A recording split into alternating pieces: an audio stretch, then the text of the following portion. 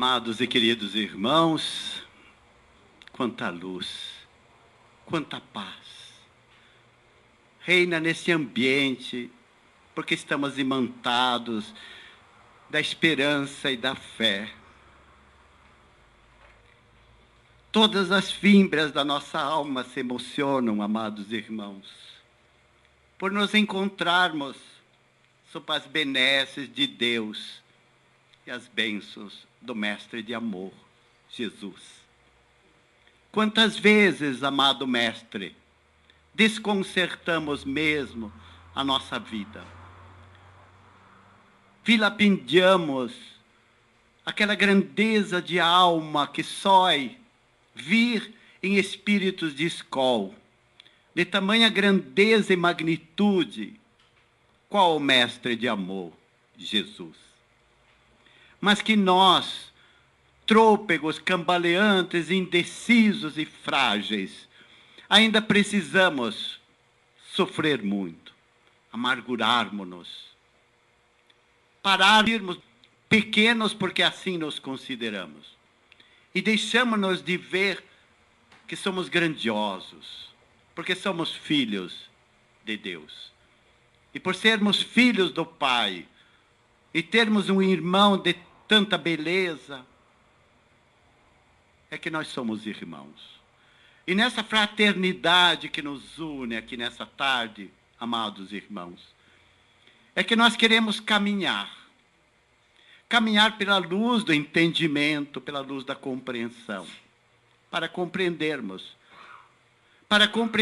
melhor, e por entendermos e compreendermos, possamos paulatinamente irmos nos modificando, a cada dia para melhor, na doçura de nos amarmos, para poder amar os nossos irmãos de jornada, na doçura de nos conhecermos, para em nos conhecer possamos também nos transformar.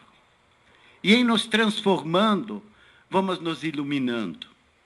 E fazemos o Deus interno de cada um de nós, o reino do amor esplendente, vicejar, estuar, se engrandecer para o nosso derreter, fazendo com que nossos irmãos também sejam felizes, tão felizes e libertos pela via do conhecimento e pela via da transformação moral, também cresçam conosco. Este é nosso fanal, melhorarmos, evoluirmos, crescermos, para que dessa forma também auxiliemos aqueles irmãos que estão na nossa retaguarda. Porque também conhecemos e olhamos para frente e vemos tantos irmãos que caminharam e que caminham, servindo-nos de exemplo. E dessa forma, também sermos arautos desse bem. Quantas vezes, amados irmãos, desconcertamos-nos, deixamos de consertar, fazemos o conserto com C, amados irmãos, o conserto do nosso orgulho, da nossa vaidade, do nosso orgulho, a nossa orquestra da ostentação. Por isso é um concerto com C, em que queremos aplausos, elogios, reconhecimentos, e descuidamos-nos do concerto com S, para consertar, para corrigir. E em consertando e em melhorando, possamos também a finalidade da nossa jornada. E por isso, quando somos gratos por reconhecermos e por encontrarmos pessoas que nos conduzem, nos convidam, por assim dizer, usando uma palavra mais simples, nos empurram para o caminho do bem, nós vacilamos. E por isso perguntamos, e nos perguntamos, quais de nós já foram uma casa espírita trazidos pela dor? E quantos ou quão poucos vieram pelo bálsamo do amor? Olhando nos olhos de cada um de vocês e mergulhando no meu imo, talvez eu encontre aquela resposta que ouço de tantos irmãos: ah, eu nasci num berço espírita, sou feliz. Mas nós outros que não nascemos em berço espírita e que andamos por outras veredas, por outros caminhos, por outras doutrinas, por outras crenças, e aqui estamos. Viemos pela dor ou pelo amor, pouco importa. Viemos pelo convite amoroso de um irmão, de um pai, de uma mãe, de um companheiro de jornada. Então nos encontramos na casa espírita. Outros embevecidos, encantados pela mídia, televisão, com tantos programas falando, novelas, quantos filmes que propagam a doutrina espírita, para citar um apenas, Nosso Lar. E tantos outros que nos concedo, sem desmerecer e sem descuidar da imensidão da literatura espírita. Começaram uns, e confesso que a segunda maneira com que me embeveci, porque a primeira me encantei vendo numa casa de uma irmã as 5 obras do Pentateuco, curioso que eu sou, comecei a mergulhar. Não conhecia essa doutrina. Para depois, lendo um primeiro romance espírita, cito mesmo, de Zíbia Gasparetto, Laços Eternos, que foi o único que eu li. Bastou-me um romance para me encantar com essa doutrina. Para depois ler a quadrilogia de Patrícia, que todos vocês conhecem, com Violetas na Janela e a sua sequência. Mas a profundidade da doutrina, incitando-me com conhecimento, fez com que eu buscasse e chegasse à doutrina. A caminhada é rápida para quem quer e tem um objetivo definido, meus irmãos. Por isso nos encontramos aqui. Joana d'Ângeles, em um dos últimos livros, talvez o último, chamado Tesouros Libertadores, fala-nos desse magistral capítulo que antecede o que falamos dias atrás sobre tempestades da alma, chamado desconcertos emocionais. As nossas emoções, carregadas mesmo dessas emoções e que nós as destrambelhamos, fruto das nossas inconsequências e dos pensamentos não retos, não bem direcionados, nós nos desconcertamos. Quanto desconcertamos nosso psiquismo, quanto desconcertamos nosso corpo físico, quanto desconcertamos nossa mente. Mas antes de mais nada, meus irmãos, vamos fazer uma caminhada de 2 momentos. A primeira caminhada daqueles que chegam à casa espírita. E por isso mesmo é apropriado para todos nós. Vejo com muita alegria, com muita emoção, tantos desencarnados que aqui se encontram e que sorriem para mim, já do outro lado do plano físico. Ah, irmão, fale mesmo, porque me amargurei dentro das casas espíritas, embora eu tenha sido um trabalhador assíduo, eu tenha sido até momentaneamente reconhecido como um exemplo durante décadas de dedicação, de trabalho diuturno. Agora, no plano espiritual, sofro, amarguro-me, lamento-me e deixo os espíritos ao meu derredor sofrerem, porque vivi na terra ensinando, auxiliando em conversas fraternas, conduzindo as casas de espíritas, as casas de oração, sendo um belíssimo exemplo. Todavia, agora no plano espiritual, reconheço, porque não me amei, porque não aprendi a me amar.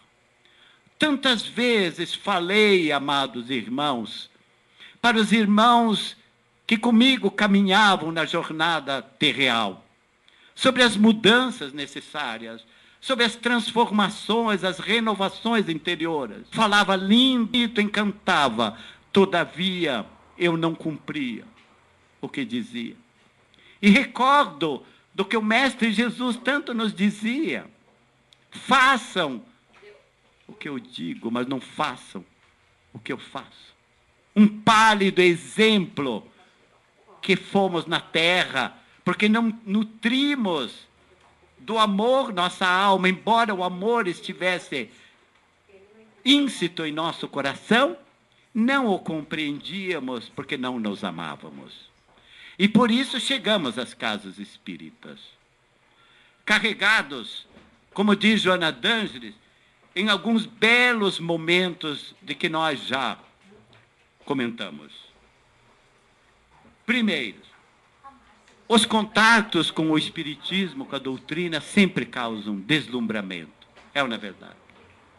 Primeiro, porque alguns vão em busca dos verdadeiros milagres, das ostentações, das curas dentro das casas espíritas. E vem em busca dessa cura. Por isso que procuram caprichar nos sábados em que há tratamento espiritual. Nos outros sábados, afinal de contas, não há, eu não preciso de palestra, tampouco de paz.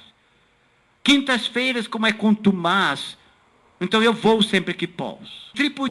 Divagando as falsas curas, as aparentes curas que conseguem, e quando saem, se sentem melhores, são como os 10 cegos curados pelo Mestre Jesus, e que retornaram à cidade, afinal de contas, estavam livres das suas chagas físicas, da sua podridão física.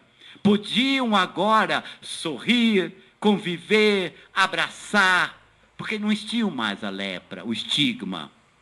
Um deles apenas retornou para agradecer ao Mestre. E sabemos que esse mesmo que retornou, tempos depois, chafurdou no mesmo erro, esquecendo dos convites amorosos do Mestre. Levanta-te e vá, e não tornes a errar, entre aspas, pecar, para que mal maior não venha a te acontecer. E as curas se faziam. Todavia continuavam, quando curados, a se locupletar nos mesmos prazeres, nas noites, nas balbúrdias. Afinal de contas, precisam aproveitar o tempo mal baratado durante o tempo da doença. Por isso voltam, piados, chagados no corpo e na alma, desconcertados.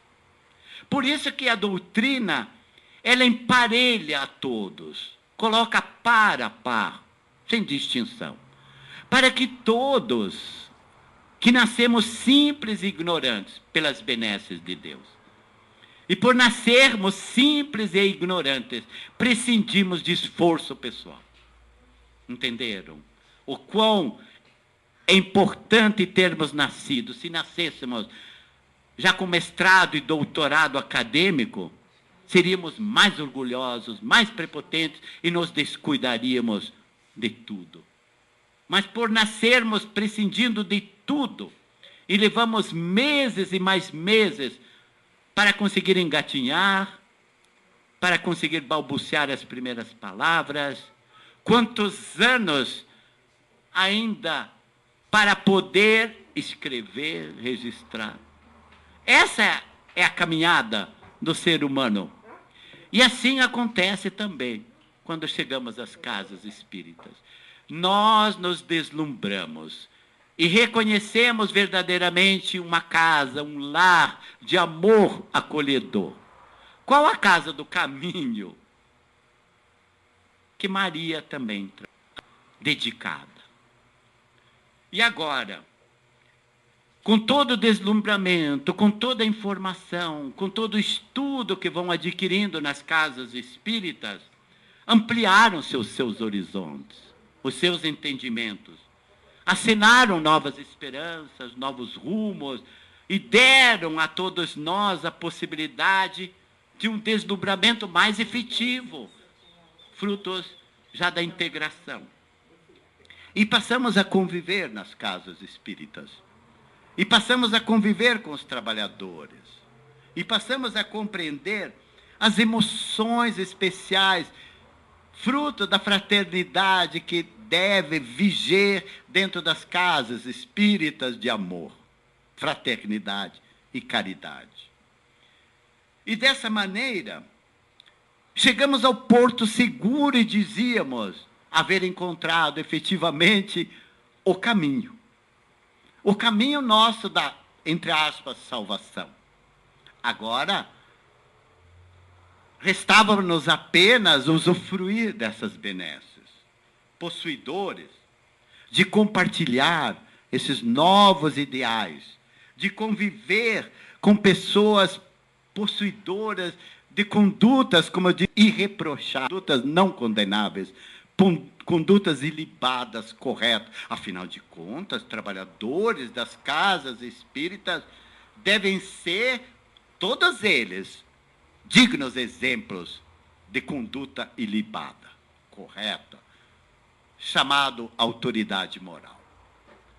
De falar, de pensar e de agir consoante os novos ensinamentos, as novas formas apreendidas de sentir o Evangelho saindo da cabeça, teorizado, para alcançar as fímbrias da nossa alma e ser o Evangelho vivo, testemunhado, de falar do Evangelho com a mesma emoção, como dizemos para a pessoa que amamos: eu te amo, meus olhos brilham. Que possamos falar de Jesus da mesma forma, do Evangelho, do mesmo entusiasmo, dessa paixão incontida, porque encontramos o caminho correto e nos deixamos envolver. Toda a via do dinamismo do Espiritismo, com suas novas concepções, com a aplicação perfeita dos postulados, da codificação, tudo isso é fantástico, é grandioso, é encontrado na literatura espírita para nossos passos trôpegos. E encontrávamos também sorrisos, simpatias permutados, trocados. Afinal de contas, quando eu chegava, eu era sempre cumprimentado com um largo sorriso, eu era abraçado, eu era gentilmente conduzido para os trabalhos, eu ia ficando. Mas chegou um momento de tanta convivência, que Joana d'Ângeles nos diz, que conseguiste ver um novo Cristo, um novo Jesus Cristo. Não mais aquele Jesus Cristo como víamos e vemos nos templos católicos. Um Cristo pregado na cruz, um Cristo coroado de espinhos, um Cristo pregado nas mãos e nos pés, um coração lancetado, cravado por essa lança, e sem descuidarmos, um Cristo humilhado, que foi. E agora encontramos um novo Cristo, um Cristo que saiu da cruz, da sua ignomínia da cruz, para ser um companheiro nosso da jornada. Que lindo isso! Ensinaram-nos dentro da casa espírita que o Cristo não está mais na cruz e não pode mais estar na cruz. Deve estar no coração, no meu caminho, deve estar no meu lar, no meu trabalho, onde eu andar. O Cristo é vivo. E comigo caminha, e comigo ele faz. Por mim ele trabalha, por mim ele age, por mim ele conduz os outros irmãos. Sirvo de instrumento do Mestre como, quiçá, trabalhador último a ser convidado, mais trabalhador que aceitou e não pensou no soldo, no salário. Foi por convite, preencher o que os outros não conseguiram preencher, porque negaram o convite. E as claridades da mensagem penetraram no íntimo do novo integrante da casa espírita. E por integrar, ele ficou tão imbuído, eu estou dizendo ele olhando para cada um de vocês, meus irmãos. E começaram a fazer novas promessas. Doravante, como eu fui curado, como eu fui bem tratado, como eu fui bem acolhido nas casas espíritas, prometo, meu Pai, que vou assumir um compromisso também de auxiliar. Afinal de contas, toda vez que eu vou Pede-me colaborativamente para ajudar as casas espíritas, com donativos, os irmãos. Pede-me para eu vir aos estudos, à aprendizagem. Solicitam-me para eu me integrar aos trabalhos. E quando isso acontece, quando ansiavas tanto por esse momento, desse convite tão auspicioso, disseste o seu sim. Aqui estou, Senhor, pronto para o trabalho. Usa-me. Usa todo o meu corpo como instrumento. Use da minha voz, dos meus pensamentos. Use da minha inteligência, da minha vontade, da minha pequenez moral, mas que está em vias de crescimento. Ah, Jesus, tantas vezes eu me senti um pigmeu moral, porque havia tanta coisa que eu precisava melhorar. E quanto eu melhorei. E senti-me feliz. E por estar feliz, me entreguei. E fui substituindo até meus amigos levianos. Já sábado à tarde, não precisava mais ir às festas. Renunciei a tantos convites de aniversário. Afinal de contas, depois eu iria. Tantas vezes renunciei a encontros que eram fúteis, levianos, mas que eram amigos que eu considerava amigos, e todavia eram mais fúteis do quanto eu imaginava. E por me encontrar um novo homem com em mim, sei a tudo isso, aceitei a caminhada.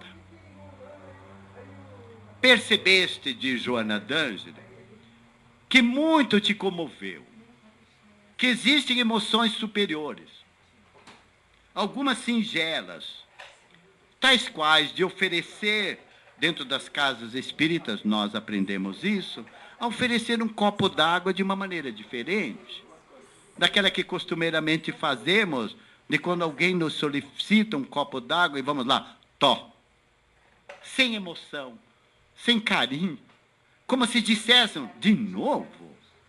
Aprendemos também a dar uma côdea, uma migalha de pão aos famintos, a contribuir com os que padecem frio e fome. E quando não tinha como contribuir fisicamente e materialmente, dei-lhe a minha palavra, dei-lhe a côdea, a migalha do meu sorriso, mas sorriso terno. Dei-lhe a gratuidade do meu abraço acolhedor. Entrei num coletivo envergonhado, tímido. Não cumprimentei ninguém. Todavia, no meu coração, acendeu a chama de uma prece para todos.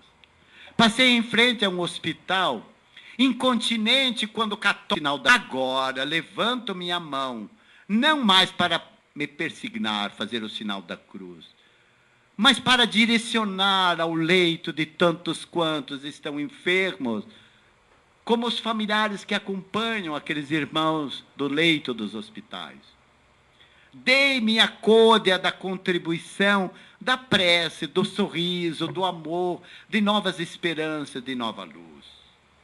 E por isso, redescobriste, encantaste-te com o novo ser, e aprendeste a dar um novo aperto de mão, um sorriso diferente, um bom dia, uma boa tarde, uma boa noite, a não ser mais carrancudo, casmurrento, a mostrar rosto carregado de, não de culpas, mas um rosto carregado de autopiedade, de autocompaixão, prescindindo que as pessoas colocassem ainda as mãos nos meus ombros e dizem, coitado, está sofrendo tanto, vou rezar por você. Agora você melhorou, não precisa mais disso de autopiedade. Você se integrou e você se integralmente também se entregou a essa tarefa. O tempo transcorrido foi bom. Transcorreu, foi bom. Aprendi-me das fontes dessa sintonia do bem e do amor com Deus. Agora estou pleno. Agora estou feliz. Agora não preciso mais. Mas não preciso mais voltar a casa espírita. Afinal de contas, aprendi muito. Posso orar em casa, posso abençoar a todos. Lê do engano. Todo esse tempo que transcorreu, você conheceu novos amigos. E você passou a ouvir as queixas. Numa comparação muito simples, como num ambiente de trabalho novo que nós entramos. Que nos encantamos, mergulhamos no ambiente de todo o trabalho, de todo o grupo de colegas. Mas passado um tempo também conhecemos novas pessoas, pessoas que se queixam, pessoas que estão permanentemente em reclamações, pessoas que você não conseguia mais identificá-las, porque não eram as mesmas pessoas que você admirava. E aí veio o desconcerto emocional. E Joana d'Angelis fala desses desconcertos de uma forma tão tácita, tão veemente, tão pequena, que ela nos diz, diante da percepção do novo ser, ou do ser humano, que é o mesmo em todo lugar, tanto nas casas espíritas, quanto nas nossas casas, quanto no ambiente do trabalho, são os mesmos. Apenas alguns, não é que vestiram uma vestidura nova, apenas começaram a transmudar-se para melhor.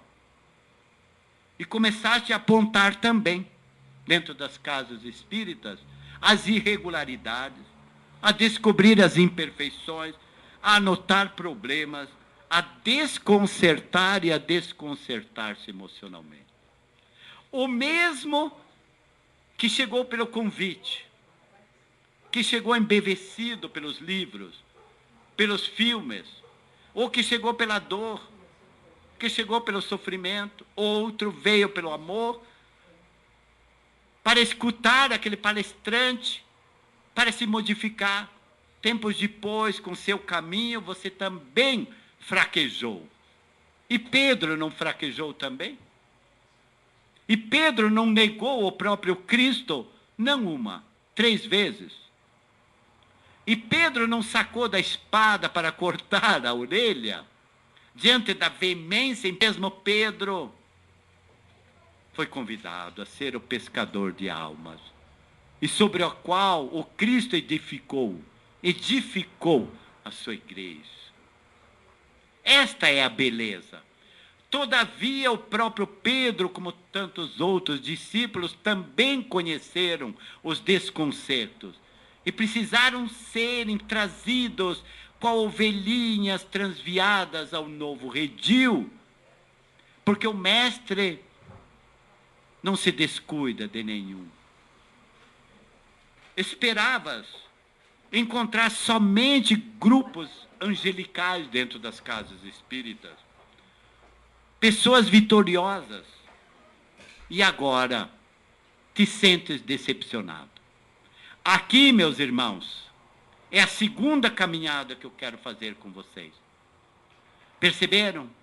Viemos pelo deslumbramento, conhecemos, aprendemos, nos curamos, e agora nos achamos autossuficientes e começamos a ver tudo sob o prisma da crítica, ver problemas onde não há problemas, imperfeições onde não há imperfeições, a não vermos mais os olhos brilhantes daqueles que se dedicam, porque essa visão é interna. Se costumamos, amados irmãos, o que abundantemente vemos no nosso irmão é exatamente o que abundantemente está em nós. Quando passamos a enxergar só defeitos, só críticas, só maldades e comportamentos hostis nos outros, paremos, examinemo-nos, ponderemos, porque é exatamente o ponto crítico de nós nos observarmos. Agora é um momento muito sério. Agora te dizes decepcionado, desiludido em relação àquelas mesmas pessoas antes gentis, que te constituíram exemplos de bondade e de conduta. Resmungas comentários desairosos, expressa-te com rudeza, acolhes informações malsãs, relacionas equívocos, erros, e pensas em desistir de participar das atividades generosas. Afinal, não é mais a mesma casa que eu trabalhava. Mas esqueci-me que a casa é física. E que a casa é constituída de pessoas, como o nosso lar é constituída de pessoas. A casa é o material e o lar são as pessoas. E com intimidade, descobriste no ambiente que existem grupos que antagonizam, chefiados por egos perturbadores que mal disfarçam, de Joana d'Ângeles, as perturbações pueris, infantis, os tais pigmeus morais.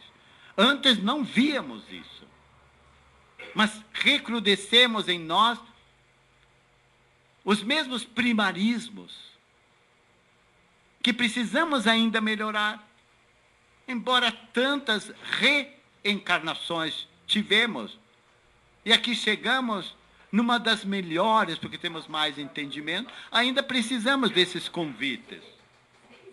E também você se aliou aos que desejam novas renovações. Afinal de contas, aqui está tudo errado. Vamos mudar, vamos destituir a direção, vamos assumir, vamos dar novos ares.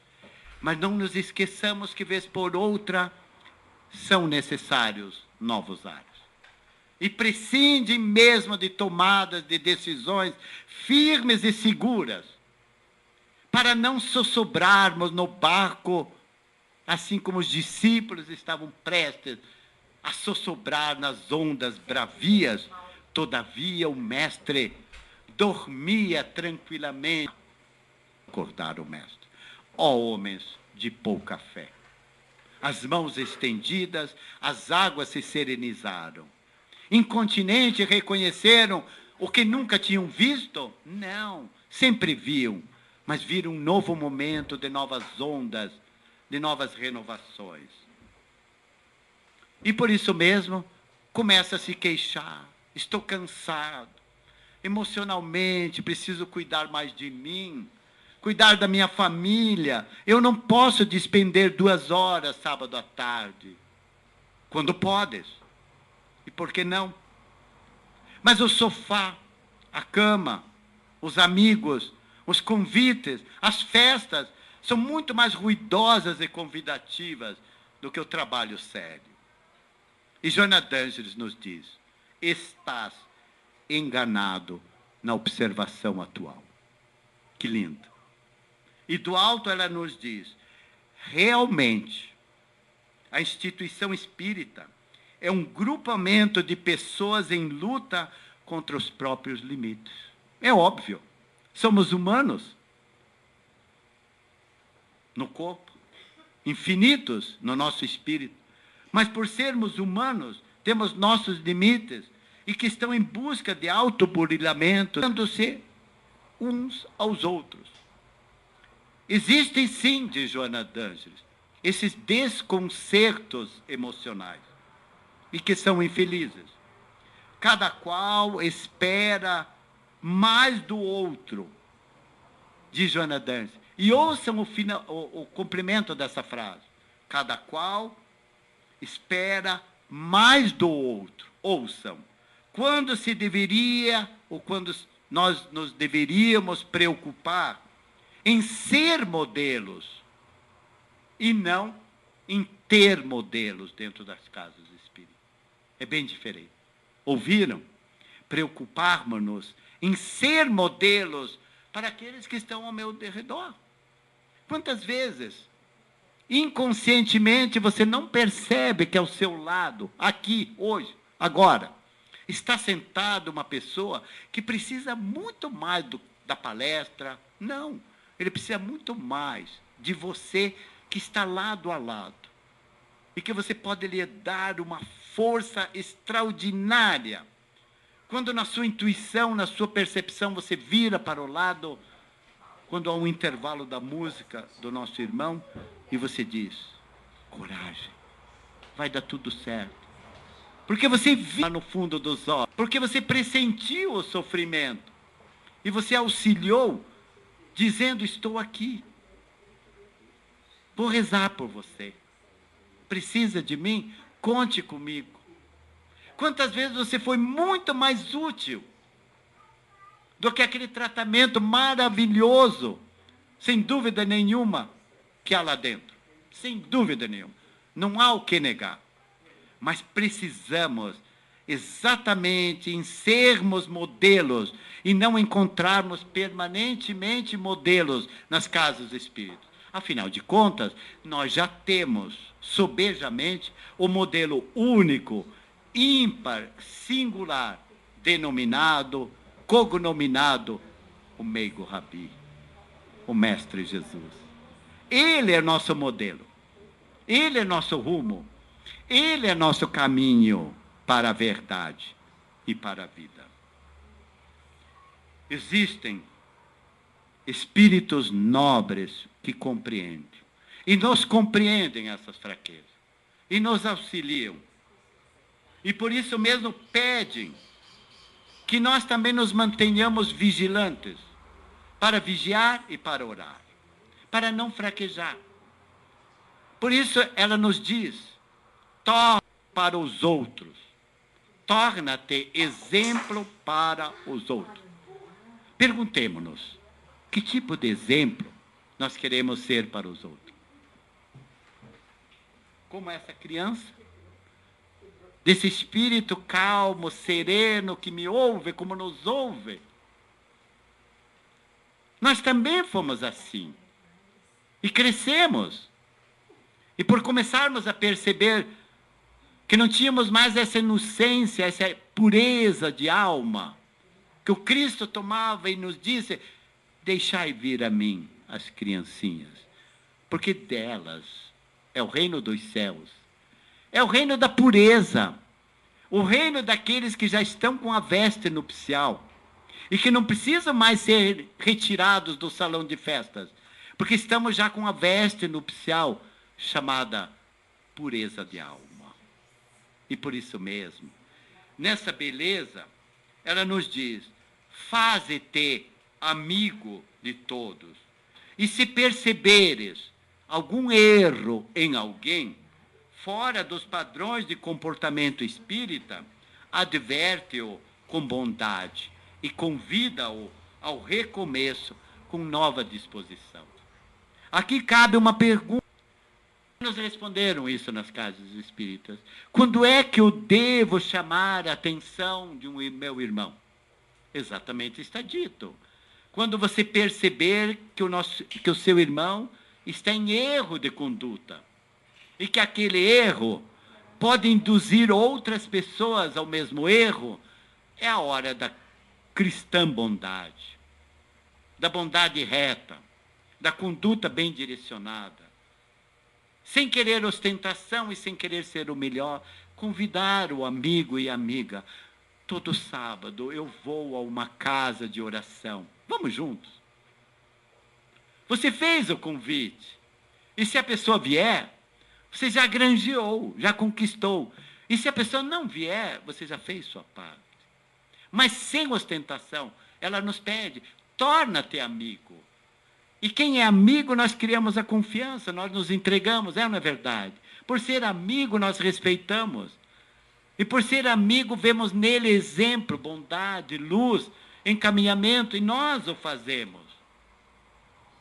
Tantos benfeitores espirituais nos disseram, e continuam a nos dizer, vigie as nascentes do coração.